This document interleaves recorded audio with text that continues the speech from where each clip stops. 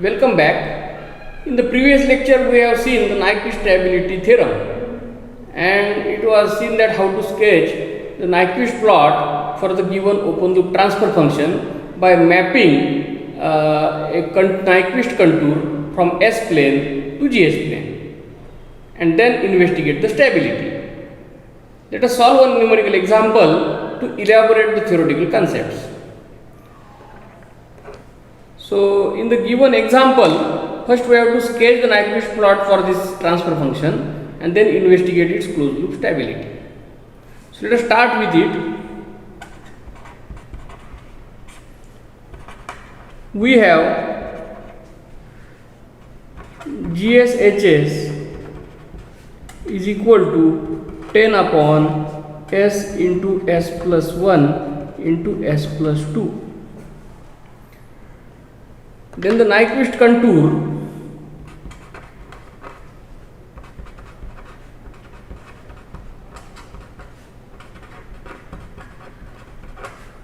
will be as shown below.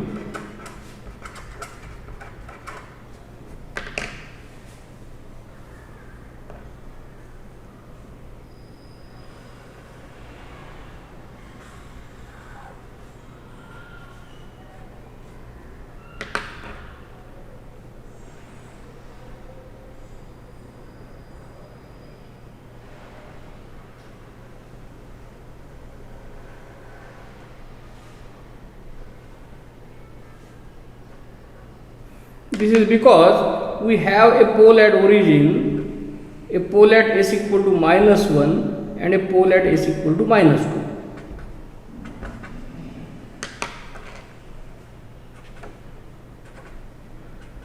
So, the radius of the outer semicircle r tends to infinity, and for the inner circle it is eta tends to 0.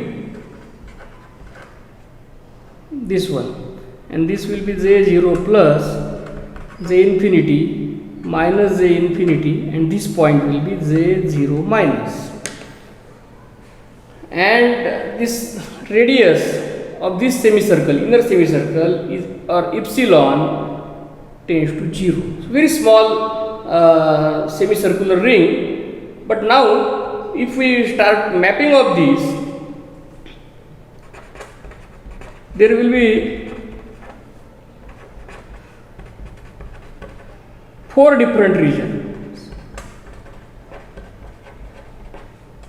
and those 4 regions will be S equal to J0 plus to J infinity. Second region will be this semicircular ring. Third will be S equal to minus J infinity to J0 plus, and the fourth will be S equal to J0 minus to J0 plus.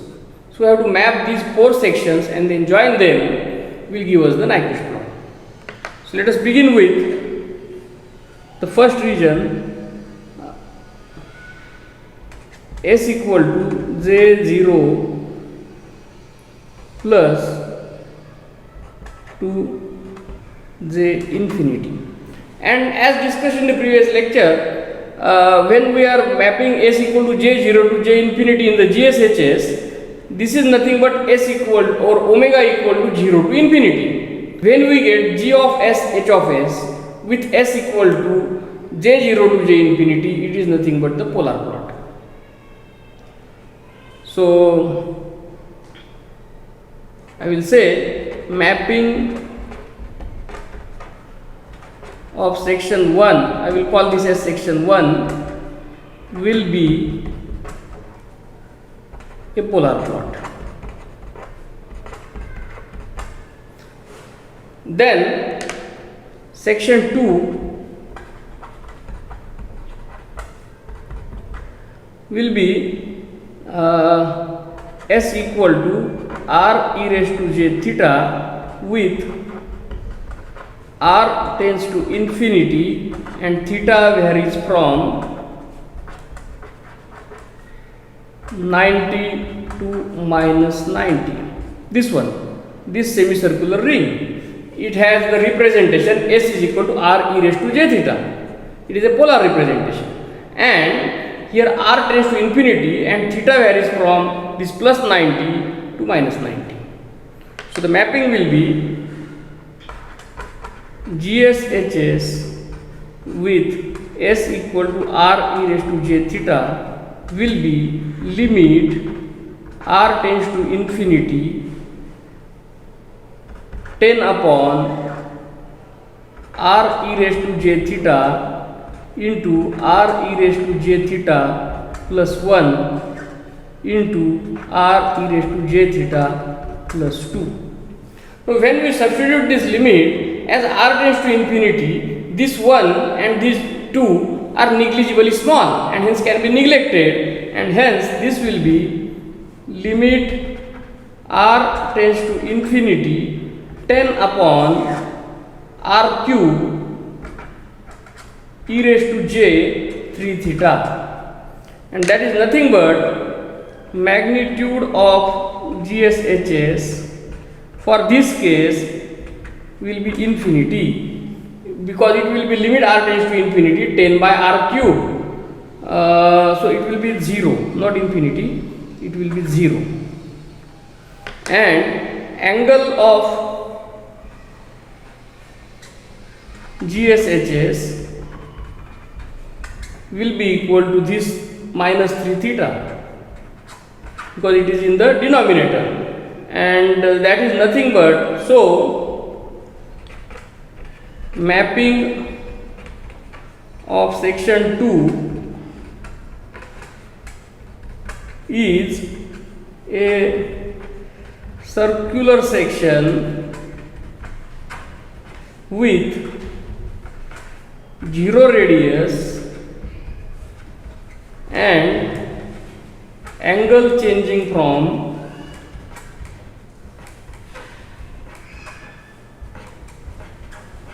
it's minus 3 theta, so minus 270 degree to plus 270 degree. So it is just a revolution from minus 270 to plus 270 with 0 radius. So at a point it is just a revolving. Let us see how it takes its mapping while drawing the Nyquist plot. Then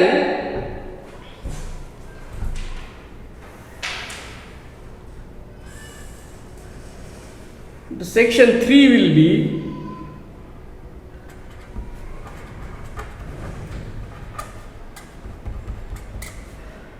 s equal to minus j infinity to j0 plus, sorry, j0 minus, and mapping of this section as discussed in previous lecture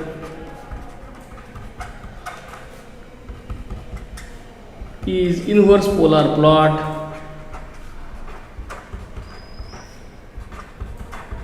of GSHS. Here we have to write it is a polar plot of GSHS. So why it happens? Because it is s is equal to minus j infinity to j0 minus, means it is having omega equal to minus infinity to 0. So when we track omega from minus infinity to 0, it is just as mapping complex conjugate of frequency response function with omega equal to 0 to infinity. So it is having same magnitude but opposite phase. So it is the inverse polar plot. And finally, the section 4 is s equal to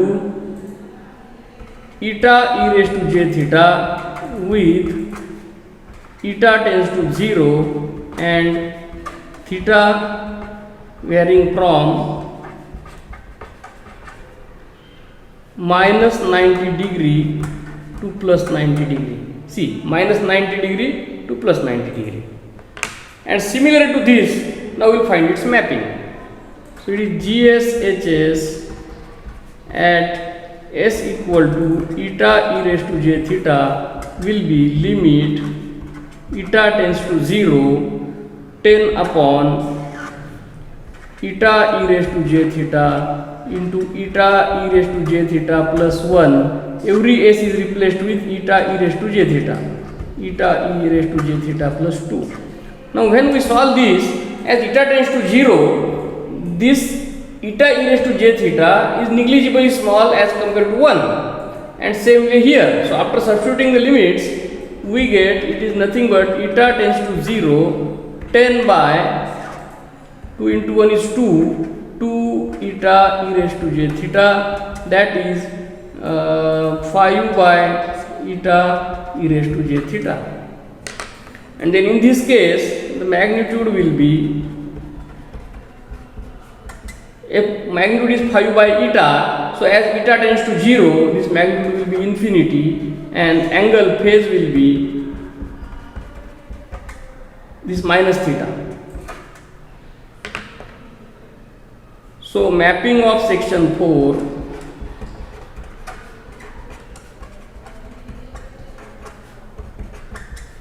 is a circular section with radius infinity and angle changing from, it's minus theta, so angle is changing from minus 90 to plus 90, so angle changing from 90 degree to minus 90 degree. Now we have to draw these 4 sections or mapping of these 4 sections and join them. It is nothing but the Nyquist plot. So the mapping of first section is polar plot, means we shall gather the information for polar plot. For polar plot, we need to get frequency response function. So we have GSHS is equal to 10 upon S into S plus 1 into S plus 2. So G of j omega, H of j omega, recall the lecture of polar plot. Once the transfer function is given, first we get its frequency response function. So it will be 10 upon j omega into j omega plus 1 into j omega plus 2. Then its magnitude function will be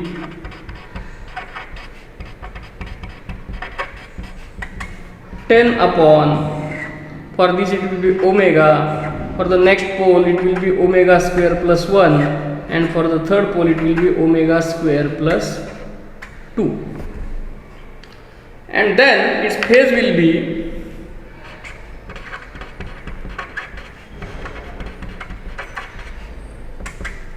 minus 90 degree minus tan inverse of omega minus tan inverse of omega by 2. In fact, we have sketched this polar plot in the lecture of video of the polar plot. So you can revisit that lecture. And then for omega equal to 0 and infinity, we will find out the magnitude and angle or phase.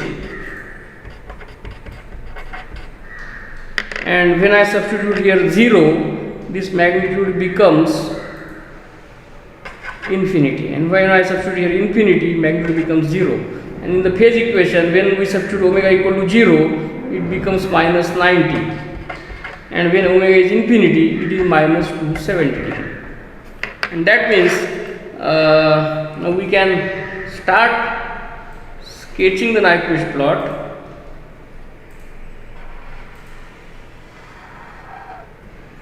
This is in the GH plane. So initially, when frequency is 0, this magnitude is infinity and angle is minus 90, so it will be here. And then magnitude is decreasing, angle is moving towards minus 270. So somewhere it will cut minus 180 degree, and it will be like this. Then next section, we have seen that it is a circle with radius 0 and angle starting from minus 270 to plus 270. So just it is in continuation with this. Here the angle is ending at minus 270, magnitude 0. So it is just rotating here, and now it is moving phase towards this angle, because now the phase here will be, last phase will be plus 270. Then the third section was inverse polar plot. So it will be just replica of this, and replica of this can be sketched like this.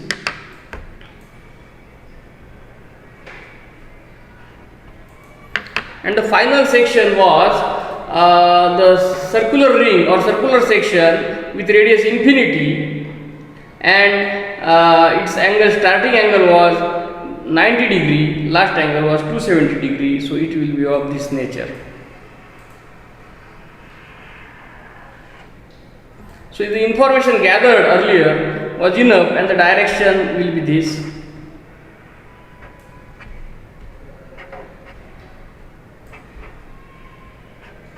So here what we can see, that it is having the encirclements, but what is our condition for stability? Whether the encirclement is about the point -1 plus j0, means if the point -1 plus j0 is inside this circle, there will be encirclements, system will be unstable, and if -1 plus j0 point is in this side, then there is no encirclement about the point -1 plus j0, system will be stable. So let us find out that.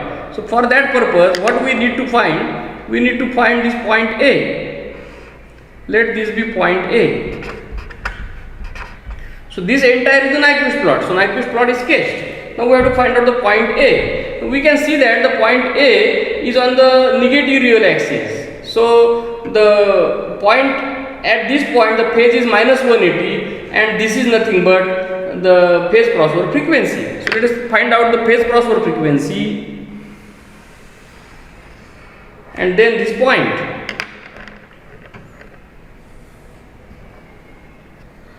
So at point A, omega equal to omega pc, and g of j omega, h of j omega is purely real. So let us find out this g of j omega, h of j omega. It is given here. Let us expand this.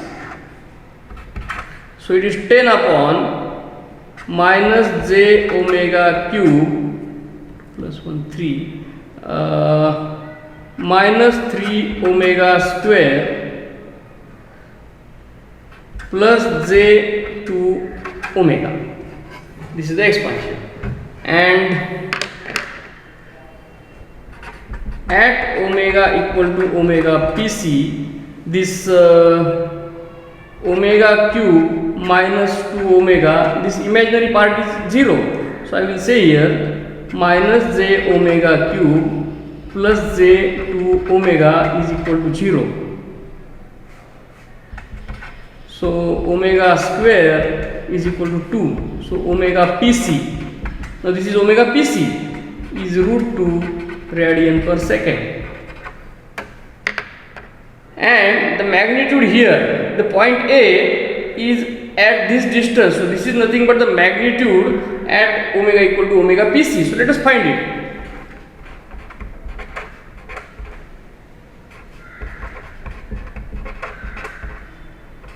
So this magnitude, let us make use of this formula, 10 upon root 2 into root 3 into root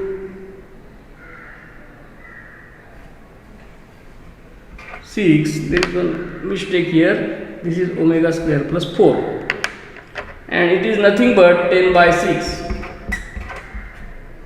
So point A is at this distance is 10 by 6.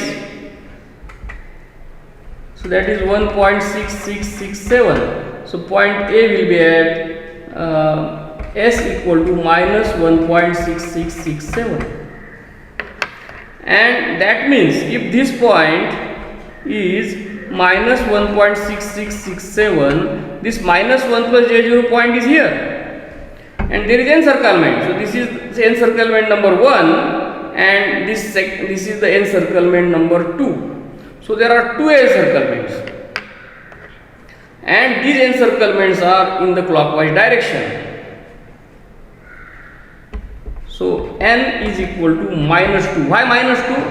What we have defined, n is equal to the number of encirclement is anti-clockwise direction. When the encirclement is in clockwise direction, automatically this n becomes minus 2. Also, n is equal to p minus z. And if we look at this transfer function, there is no open loop pole in the right half of S plane, so P is equal to 0. So Z is equal to 2, correct? And so the system is unstable in closed loop. Done. Very simple. So what are the steps? First see the transfer function. Even we can alter these steps. First we know that we need to draw the polar plot. So we can first gather the information for the polar plot. So for the given system transfer function, get the frequency response function, magnitude function, phase function and their values at omega equal to 0 and infinity.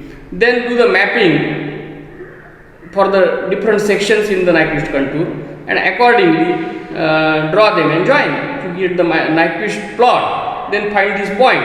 If this point is less than -1, then the system will be stable. If this point is more negative than -1, the system is unstable. Very simple. It is enough in this lecture. In the next few lectures, we will solve more examples with diversified dynamics. Thank you.